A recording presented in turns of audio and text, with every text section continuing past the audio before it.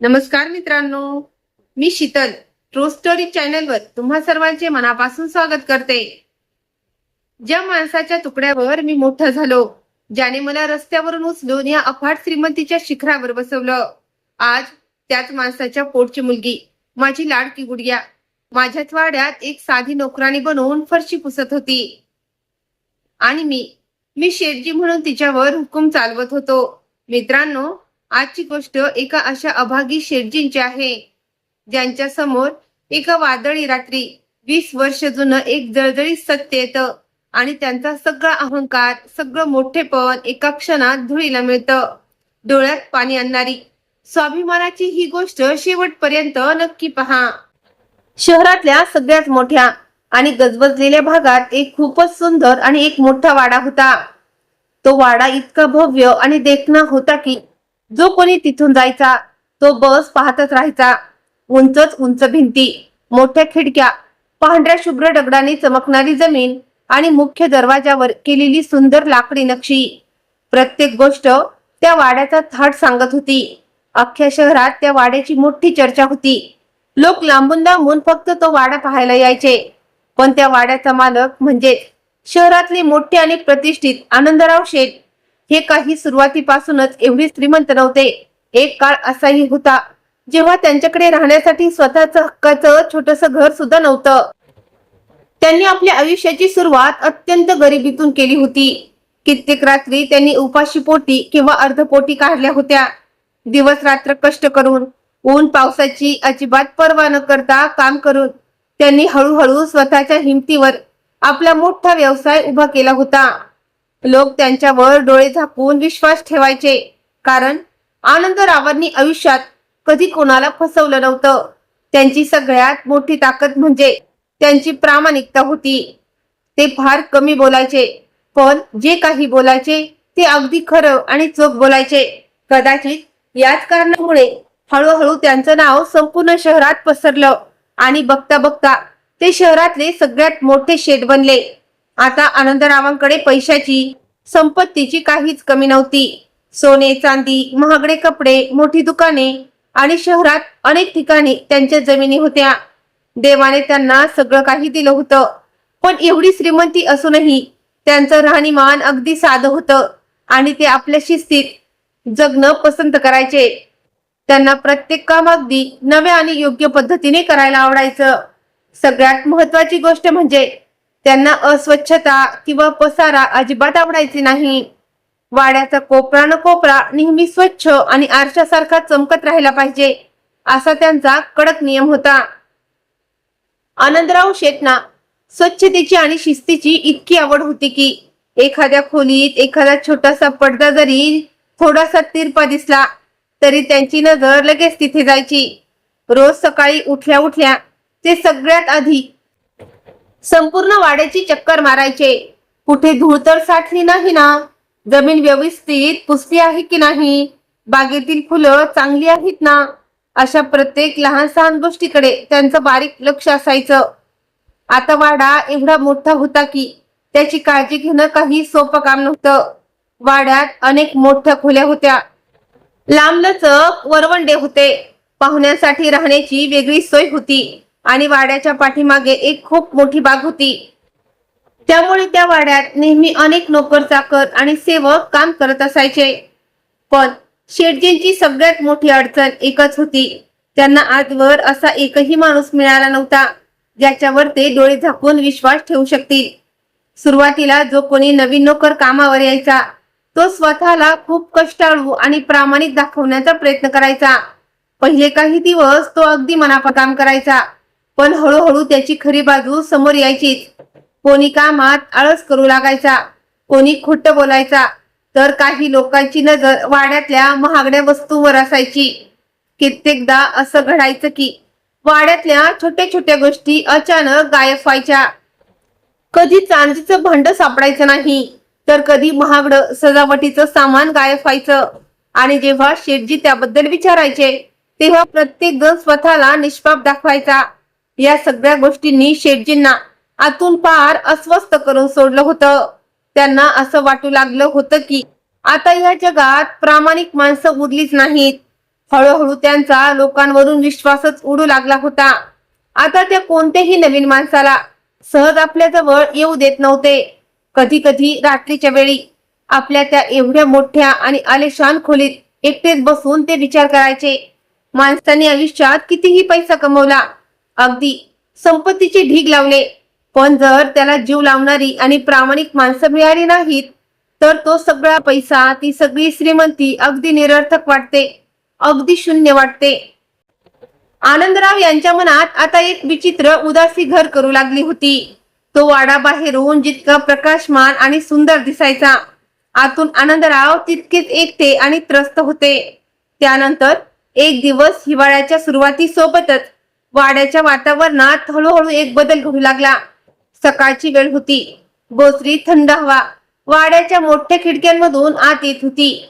बाहेर हलकं धुकं पसरलेलं होतं आणि संपूर्ण अंगणात एक शांतता पसरलेली होती. नेहमीचे नोकर चाकर आपापल्या कामात लागलेले होते खरे, पण थंडीमुळे प्रत्येक जण आज सुस्तावलेला दिसत होता. आनंदराव आपल्या मोठ्या खोलीत शेकोटीजवळ बसले होते. शेकोटीत जळणाऱ्या लाकडाचा चटक चटक असा हलका आवाज येत होता. त्यांच्या समोर हिशोबाची मोठी मोठी पुस्तके उघडी पडली होती आणि ते आपल्या व्यवसायाचा हिशोब पाहत होते, पण त्यांचं मन पूर्णपणे कामात लागत नव्हतं. तेवढ्यात वाड्याचा सगळ्यात जुना चौकीदार गोपाल काका हळूहळू खोलीच्या आत आले. गोपाल काका अनेक वर्षापासून त्या वाड्यात काम करत होते. त्यांची केस आता पूर्ण पांढरे झाले होते. कमरही थोडी वाकली होती, पण त्यांच्या प्रामाणिकपणावर आनंदराव यांना पूर्ण विश्वास होता. गोपाल काका अशा मोजक्या लोकांपैकी एक होते ज्यांच्याजवळ शेठजी डोळे झाकून विश्वास ठेवू शकत होते. गोपाल काका खोलीच्या दरवाजापाशी थांबले आणि आदराने म्हणाले, मालक, बाहेर एक बाई उभी आहे. ती वाड्यात कामासाठी विचारते. हे ऐकतात आनंदराव यांच्या चेहऱ्यावर स्पष्ट नाराजी दिसली. ते आपल्या जड आवाजात म्हणाले, गोपाल काका, मी तुम्हाला आधीच सांगितलं होतं ना, मला आता कोणाचीही गरज नाही. 2 दिवस काम करतात आणि नंतर चोऱ्या किंवा बहाणे सुरू करतात. गोपाल काका काही क्षण शांत राहिले. मग त्यांनी अगदी मऊ आवाजात म्हटलं, मालक, काय माहिती का, पण ती बाई मला इतर लोकांसारखी वाटली नाही. तिच्या बोलण्याची पद्धत वेगळी आहे. तिच्या आवाजात एक वेगळी सच्चेपणा जाणवतोय. तुमची खरंच परवानगी असेल तर एकदा तिला भेटून बघा. आनंदराव काही वेळ विचार करत राहिले. मग त्यांनी एक थंड सुस्कारा सोडला आणि हाताने इशारा करत म्हणाले, ठीक आहे, पाठवा तिला आत. थोड्याच वेळात वाड्याच्या मोठ्या दिवाणखान्याचा दरवाजा हळूच उघडला आणि एक स्त्री आत आली. तिला पाहताच आनंदराव काही क्षणासाठी स्तब्ध झाले. त्या स्त्रीने स्वतःला एका खूप मोठ्या जाड आणि जुन्या चादरीनं पूर्णपणे झाकून घेतलं होतं. थंडीपासून वाचण्यासाठी लोक नेहमी चादर किंवा घोंगडी पांघरतात, पण तिची ती चादर काहीतरी वेगळीच होती. ती फक्त थंडीपासून वाचण्यासाठी नाही, तर जणू काही स्वतःला या जगाच्या नजरेपासून लपवण्यासाठी ओढली गेली होती. तिचा चेहरा सुद्धा नीट दिसत नव्हता. अगदी तिचे हातही त्या चादरीच्या आतच लपलेले होते. ती हळूहळू पावलं टाकत खोलीच्या मधोमध येऊन उभी राहिली. तिची नजर पूर्णपणे जमिनीकडे झुकलेली होती. तिच्या चेहऱ्यावर ना कोणती घाई होती, ना मनामध्ये कोणती भीती. दिवाणखान्यात एक विचित्र शांतता पसरली होती. काही क्षणासाठी तिथे पूर्ण सन्नाटा झाला. आनंदराव आपल्या खुर्चीवर बसल्या बसल्या त्या स्त्रीला अगदी निरखून पाहत होते. त्यांना समजत नव्हतं की या स्त्रीमध्ये नक्की असं काय आहे ज्यामुळे नेहमी शांत राहणारे गोपाल काका सुद्धा तिची एवढी बाजू घेत आहेत. त्यांनी आपल्या जड आणि रुबाबदार आवाजात विचारलं, एवढ्या मोठ्या वाड्याचं काम तू एकटी सांभाळू शकशील का? लक्षात ठेव, मला कामात आळस आणि चालढकलपणा अजिबात सहन होत नाही. त्या स्त्रीने आनंदराव यांच्याकडे नजर उचलून पाहिलं सुद्धा नाही. तिने फक्त खूप हळूच आपली मान होकारार्थी हलवली. ती एक शब्दही बोलली नाही, पण तिच्या त्या शांततेतही एक वेगळा संयम आणि आदर होता. ते पाहून असं वाटत होतं की ती गरजू नक्कीच आहे, पण तितकीच स्वाभिमानी सुद्धा आहे. आनंदराव पहिल्यांदाच अशा एखाद्या अनोळखी माणसाला पाहून संभ्रमात पडले होते. पण कामावर राहण्यापूर्वी त्या स्त्रीने गोपाल काकांमार्फत आनंदराव यांच्यापर्यंत आपली एक अजब अट पोचवली होती.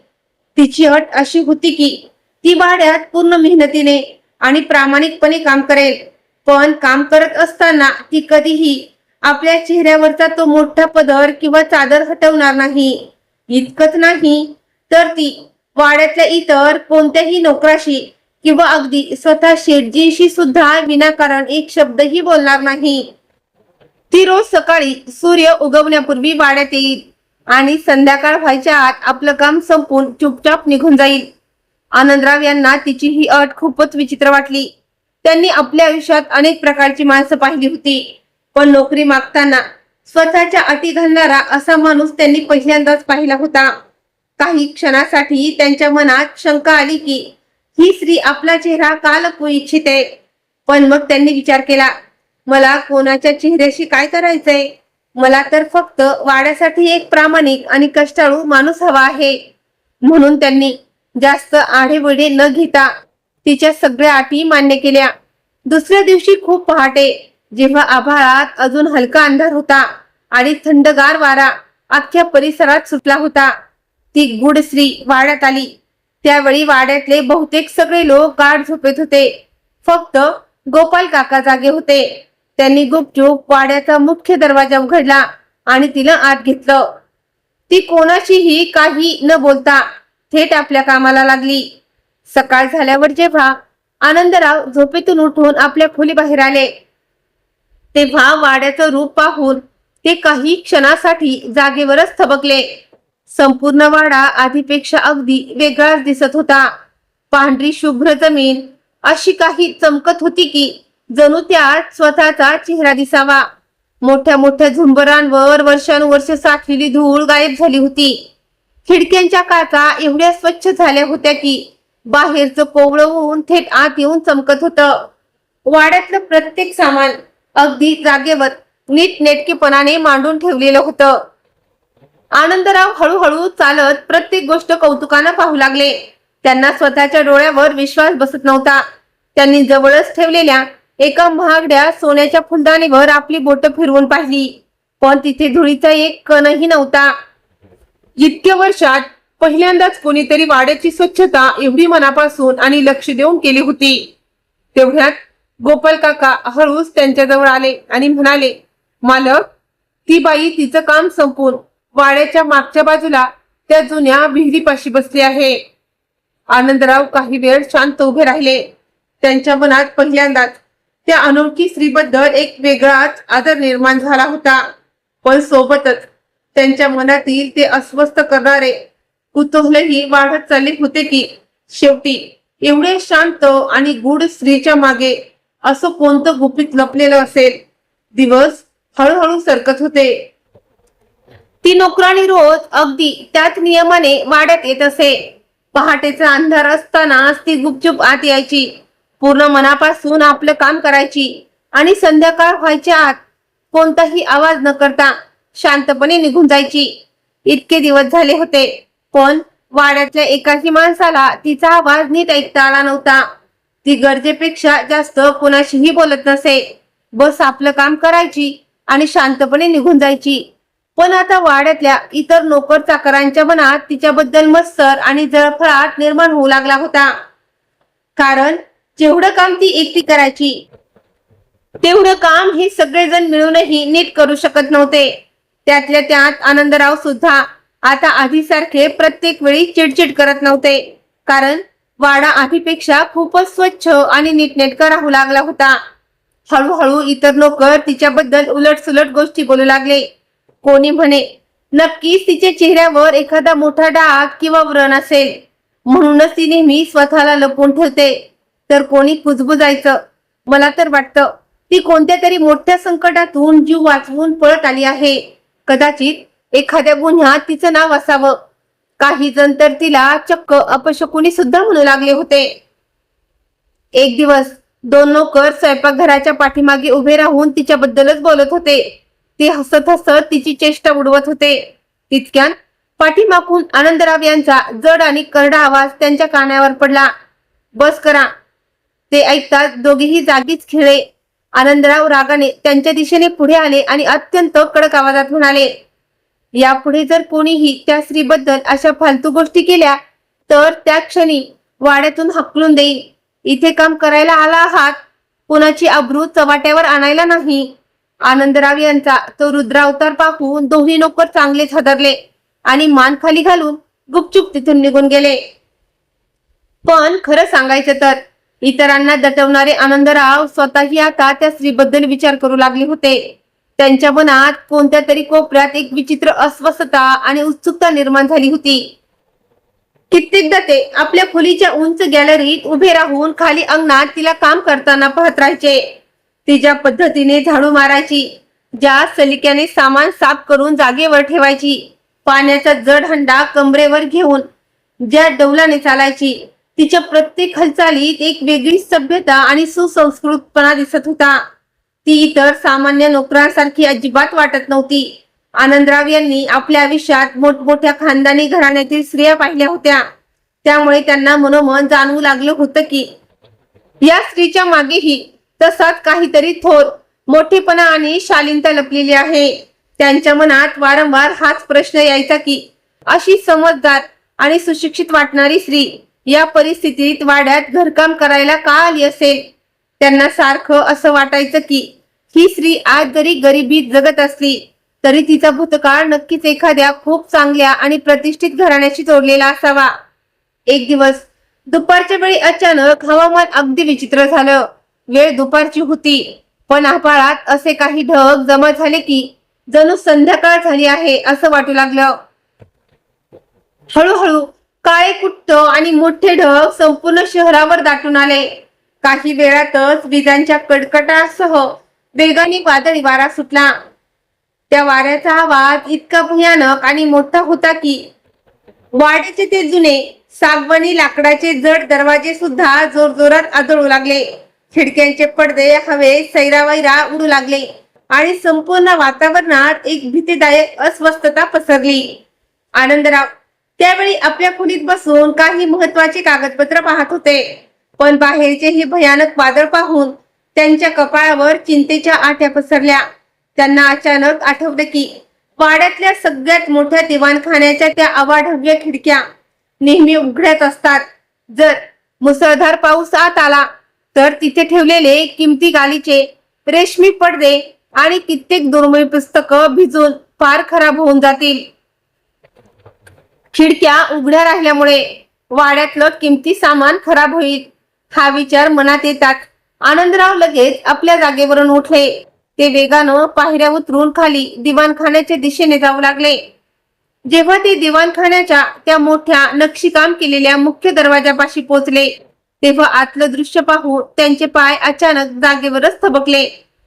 दिवाणखान्याच्या अगदी मधोमध तीच गूढ नोकराणी उभी होती. बाहेर वादळाने थैमान घातलं होतं, पण ती मात्र आजूबाजूची कशाचीही पर्वा न करता आपल्या कामात पूर्णपणे मग्न होती. ती भिंतीवर लावलेला एक खूप मोठा जुना आरसा कापडाने साफ करत होती. बाहेरचा जोरदार वारा थेट आतपर्यंत येत होता आणि त्यामुळे तिची ती मोठी चादर वारंवार हवेत उडत होती. पण तिने मोठ्या हुशारीने एका हाताने ती चादर आपल्या छातीपाशी घट्ट पकडून ठेवली होती आणि दुसऱ्या हाताने ती आरसा चमकवत होती. अशा भयंकर वादळातही तिच्या कामात तोच नीटनेटकेपणा आणि मनाला भुरळ पाडणारी शांतता जाणवत होती. आनंदराव काही क्षण तिथेच उभे राहून तिला पाहत राहिले. मग ते हळूहळू तिच्या दिशेने पुढे सरकू लागले, जेणेकरून त्यांच्या पावलांच्या आवाजाने ती अचानक दचकून घाबरणार नाही आणि त्यांना खिडक्याही बंद करता येतील. त्या नोकराणीची पाठ आनंदराव यांच्याकडे होती, त्यामुळे त्यांना खोलीत आलेलं तिनं पाहिलं नव्हतं. आनंदराव अजून दिवाणखान्याच्या मध्यभागापर्यंत पोहोचले होते की तेवढ्यात अचानक बाहेरून वादळाचा एक अत्यंत भयानक आणि वेगवान झोत त्या उघड्या खिडकीतून आत आला. तो वारा इतका जोराचा होता की दिवाणखान्यात ठेवलेलं एक मोठं आणि जड झुंबर खाली कोसळलं. तो जड झुंबर खाली पडल्यामुळे संपूर्ण दिवाणखान्यात एक मोठा आणि भयानक आवाज घुमला. तो आवाज ऐकताच ती नोकराणी चांगली दचकली. तिच्या हातातील तो कपडा निसटला ज्याने ती आरसा साफ करत होती. तो कपडा हवेत उडू लागला आणि तो पकडण्याच्या घाईत तिने आपला दुसरा हातही पुढे केला. तोच हात ज्या हाताने ती आपली चादर घट्ट धरून ठेवत होती. हे सगळं एवढ्या वेगाने घडलं की तिला स्वतःला सावरण्याची संधीच मिळाली नाही. पुढच्याच क्षणी वादळी वाऱ्याचा आणखीन एक जोरदार झोतात आला आणि इतके दिवस तिचं गुपित जगापासून लपवून ठेवणारी ती मोठी चादर तिच्या डोक्यावरून सरकली आणि थेट खाली जमिनीवर पडली. त्या नोकराणीने घाबरून अचानक मागे वळून पाहिलं. नेमकं त्याच वेळी आनंदराव सुद्धा तिच्या अगदी जवळ पोहोचले होते आणि त्यांची नजर थेट तिच्या चेहऱ्यावर पडली. जसा आनंदराव यांनी तिचा चेहरा पाहिला तसे त्यांचे डोळे फाटलेले राहिले. असं वाटलं की जणू त्यांच्या डोक्यात अचानक विजांचा कडकडाट झाला. त्यांचा श्वास गळ्यातच अडकला आणि एका क्षणात संपूर्ण शरीर सुन्न पडलं. त्यांचे पाय जणू जमिनीला खिळले होते. ते अगदी अवाक होऊन त्या चेहऱ्याकडे पाहत राहिले. तो चेहरा कोणताही साधा सुधा चेहरा नव्हता. त्या स्त्रीचे ते पाणीदार मोठे डोळे, ते कपाळ आणि सगळ्यात महत्वाचं म्हणजे तिच्या डोळ्यात लपलेली ती अथांग उदासी. हे सगळं आनंदराव यांच्या भूतकाळातील अशा एका आठवणीशी जोडलेलं होतं ज्याला ते आयुष्यात कधीच विसरू शकले नव्हते. तिचा चेहरा पाहताच त्यांच्या मनात 20 वर्षापूर्वी गाडून ठेवलेल्या सगळ्या आठवणी अचानक जिवंत होऊन समोर आल्या. आनंदराव यांच्या चेहऱ्याचा रंग पार उडाला. ते घाबरून 2 पावलं मागे हटले. त्यांच्या डोळ्यात इतकी भीती आणि धास्ती दिसत होती की ती पाहून ती मुलगी सुद्धा घाबरली. आनंदराव एक शब्दही न बोलता अत्यंत अस्वस्थ अवस्थेत तिथून मागे फिरले आणि थेट धावतच आपल्या खासगी खोलीकडे निघून गेले. त्यांचे पाय लटपटत होते. त्यांना पाहताना असं वाटत होतं की जणू त्यांनी एखादं भूत पाहिलं असावं. खोलीत पोहोचताच त्यांनी आतून दरवाजा घट्ट बंद करून घेतला. मग त्या हळूहळू भिंतीचा आधार घेत खाली जमिनीवर बसले. त्यांच्या छातीची धडधड इतकी वाढली होती की जणू काळीज आता बाहेर येईल असं वाटत होतं. त्यांचे हात थरथर कापत होते. बाहेर एवढी गार हवा सुटलेली असतानाही त्यांच्या कपाळावर घामाच्या धारा वाहू लागल्या होत्या. काही क्षणापर्यंत ते फक्त जोर जोराने श्वास घेत राहिले. मग अचानक जणू त्यांना काहीतरी आठवलं.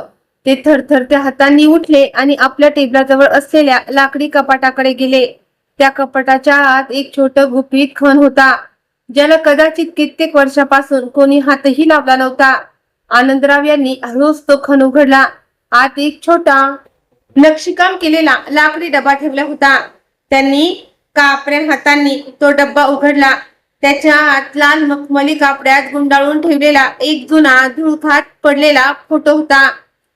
तो फोटो हातात घेताच आनंदराव यांचे डोळे भरून आले आणि पुढच्या क्षणी त्यांच्या डोळ्यातून अश्रू वाहू लागले. तो फोटो त्यांच्या आयुष्यात सगळ्यात मोठा उपकार करणाऱ्या माणसाचा होता, म्हणजेच दयाशंकरजींचा. एक काळ असा होता जेव्हा आनंदराव या जगात अगदी एकटे होते. ना त्यांचे कोणी आपले होते, ना डोक्यावर छत होतं, ना खाण्यासाठी भाकरीचा तुकडा. ते रस्त्यावर भटकत फिरायचे आणि कित्येक दिवस उपाशीपोटी झोपायचे. अशा कठीण काळात दयाशंकरजींनी त्यांना आधार दिला होता.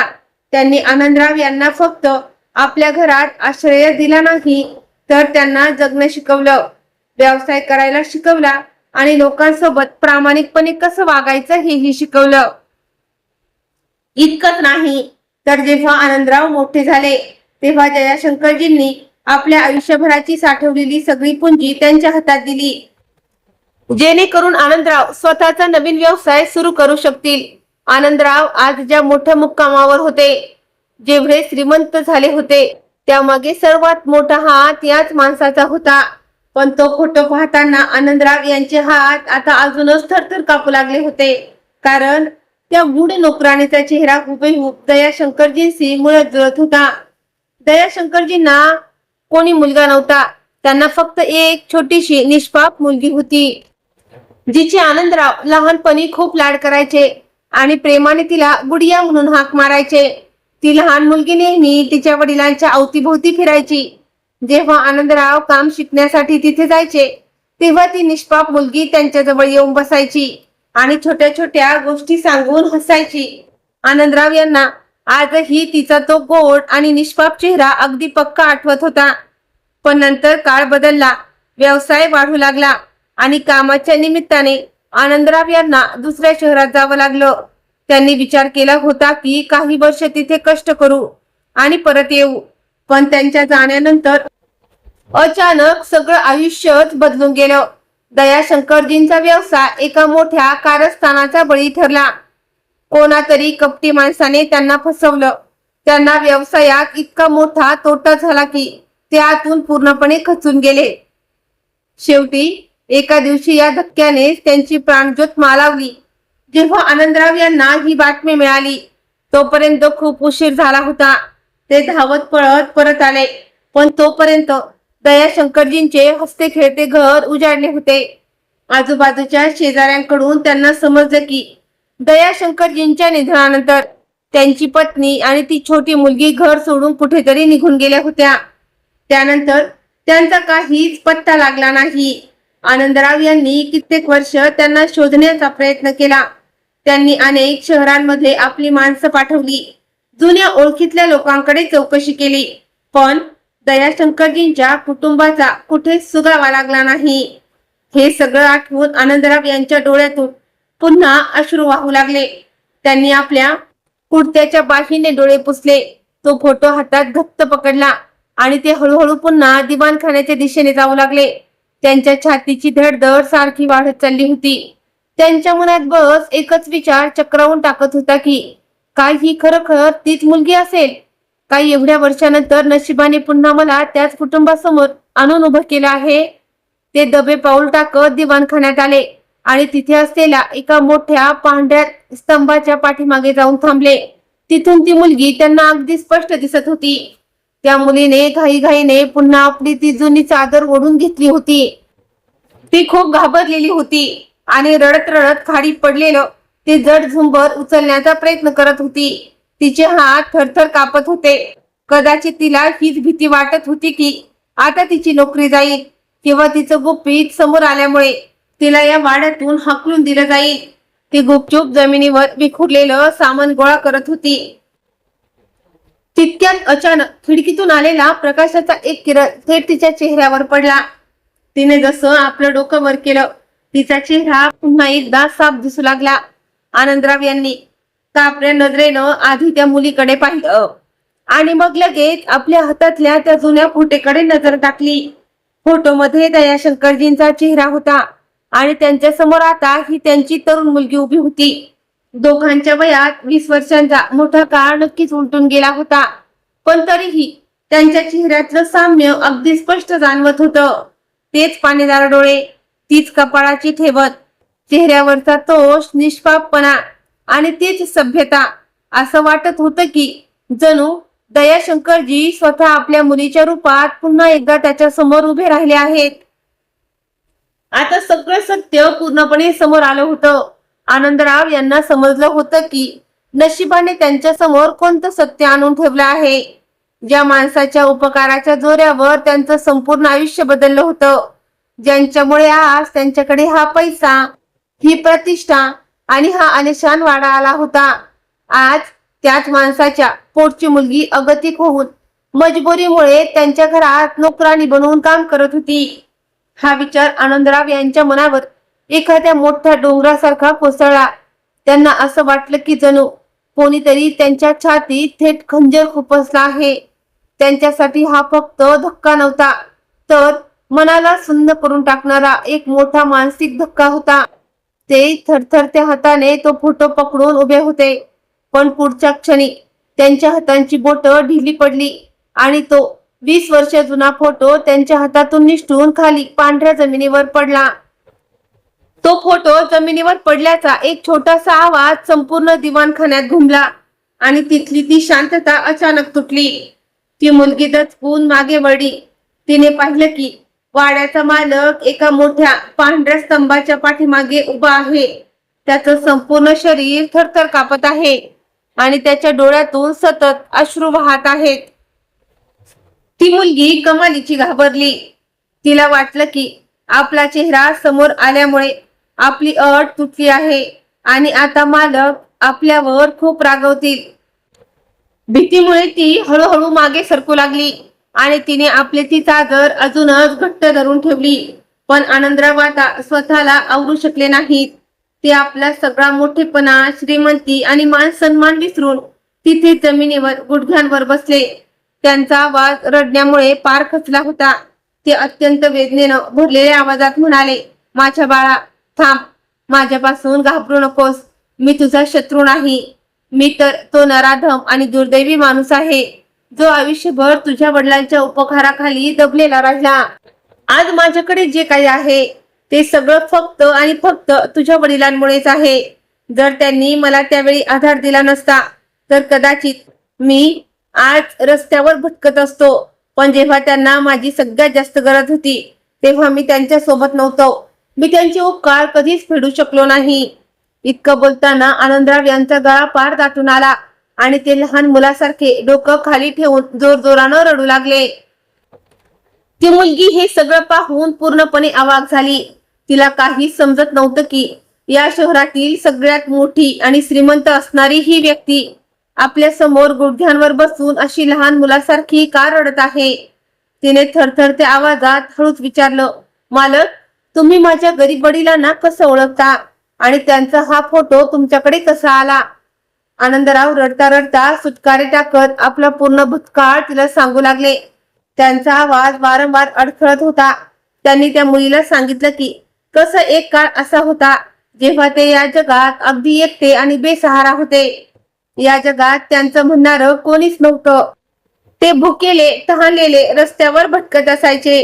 जेव्हा दयाशंकरजींनी त्यांना आपल्या घरात जागा दिली होती, त्यांनी आनंदराव यांना नोकरासारखं नाही तर स्वतःच्या पोटच्या मुलासारखं सांभाळलं होतं. त्यांना व्यापार शिकवला, लोकांचा आदर करायला शिकवला आणि आयुष्य जगण्याची योग्य पद्धत शिकवली. आनंदराव खचलेल्या आवाजात पुढे म्हणाले, जर तुझ्या वडिलांनी मला त्यावेळी सावरलं नसतं तर कदाचित आज मी जिवंतही नसतो. त्यांनी स्वतःच्या कष्टाची सगळी पुंजी माझ्या हातात ठेवली, जेणेकरून मी माझा स्वतःचा व्यवसाय सुरू करू शकेन. बाळा, आज माझ्याकडे जे काही आहे ते सगळं त्यांच्याच उपकारामुळे आहे. इतकं बोलून आनंदराव पुन्हा रडले. त्यांनी दोन्ही हात जोडले आणि मान खाली घालून म्हणाले, मी तुला आणि तुझ्या आईला खूप शोधलं. कित्येक वर्ष अनेक शहरांमध्ये आपली माणसं पाठवून चौकशी केली, पण तुमच्याबद्दल काहीच माहिती मिळाली नाही. काळाने आपल्या सगळ्यांची ताटातूट केली. पण खरं सत्य हेच आहे की हा पैसा, हा वाडा, ही प्रतिष्ठा हे सगळं तुझ्या वडिलांच्या उपकाराचं फळ आहे. यावर माझा काहीच हक्क नाही. आजपासून तू या वाड्याची नोकरानी नाहीस, तर तू या वाड्याची खरी मालकीण आहेस. जमलं तर मला माफ कर बाळा. संपूर्ण दिवाणखान्यात आता फक्त आनंदराव यांचा तुटलेला आवाज आणि त्या दोघांच्या रडण्याचे सुस्कारे ऐकू येत होते. ती मुलगी आतापर्यंत शांतपणे त्यांची प्रत्येक गोष्ट ऐकत होती. जसजसे आनंदराव आपल्या भूतकाळातील गोष्टी सांगत गेले तसतसे तिच्याही डोळ्यातून अश्रू वाहू लागले. तिला आपल्या लहानपणीच्या काही अंधुक आठवणी आठवू लागल्या. तिला आठवलं की तिचे वडील नेहमी एका हुशार भावासारख्या असणाऱ्या मुलाचा उल्लेख करायचे, जो कामाच्या निमित्ताने दुसऱ्या शहरात गेला होता आणि ज्याच्याकडून तिच्या वडिलांना खूप अपेक्षा होत्या. आज इतक्या वर्षानंतर तिला समजलं होतं की तिचे वडील ज्या माणसाबद्दल बोलायचे ते दुसरं कोणी नसून शेठजीच होते. तिच्या मनात असणारी ती भीती आणि घबराट आता हळूहळू नाहीशी होऊ लागली होती आणि त्याची जागा एका वेगळ्याच हक्काच्या आपलेपणाने आणि समाधानाने घेतली होती. तिने आपल्या डोळ्यातील अश्रू पुसले, हळूच आपली ती चादर नीट केली आणि मग पूर्ण स्वाभिमानाने आणि शालीनतेनं आनंदराव यांच्याकडे पाहून अत्यंत संत पण खंबीर आवाजात म्हटलं, मालक, उठा. यात तुमचा काहीच दोष नव्हता. हा सगळा काळाचा खेळ होता. माझे वडील गेल्यावर आमचे स्वतःचे नातेवाईकही आमच्यापासून दूर झाले. त्यावेळी मी खूप लहान होतो आणि माझी आई सुद्धा सतत आजारी राहू लागली होती. घराचा आधार एका क्षणात हिरावून घेतला गेला होता. कित्येक दिवस असे गेले जेव्हा आमच्याकडे खाण्यासाठी पैशाचा एक तुकडाही नसायचा. पण माझ्या वडिलांनी मरताना मला एक गोष्ट नक्की शिकवली होती की माणूस कितीही गरीब झाला तरी त्याने आपला स्वाभिमान, आपली इज्जत आणि कष्टाची साथ कधीही सोडू नये. ते नेहमी म्हणायचे की कष्टाची कमाई लहान असू शकते, पण त्यात एक वेगळीच बरकत आणि शांतता असते. म्हणूनच मी या परिस्थिती समोर हार मानली नाही. मी लोकांसमोर हात पसरण्याऐवजी किंवा भीक मागण्याऐवजी कष्ट करून जगणं पसंत केलं.